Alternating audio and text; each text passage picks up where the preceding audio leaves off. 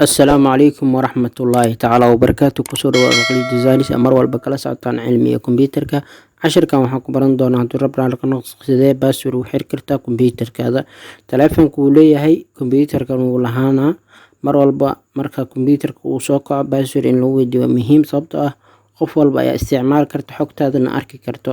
kusoo dhawow alqali designers mar kale.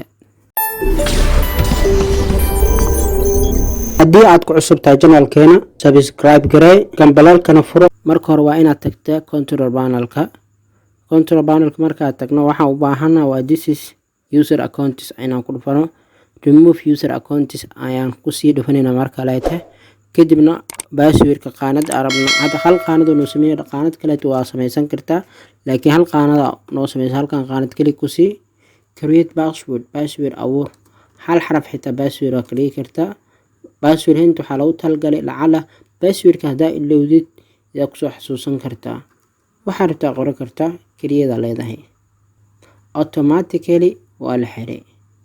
hadday markale control panelka ayaan soo kicineynaa wax isbedel ka dhacay adaa dareemi doontid insha allah.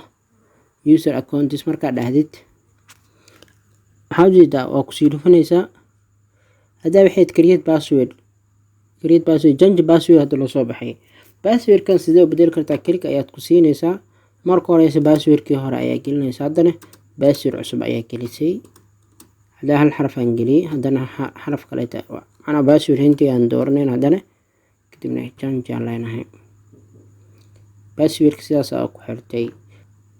intaas ayaan kusoo gabagabeynaynaa. haddii aad ku cusub tahay channelkeena fadlan subscribe like share si asxaab badan ay ugu faa'iideystaan adigana aad ka mid noqoto mar walba daawadaha ugu horeeya ee daawada fiidiyoda aan soo gudbino.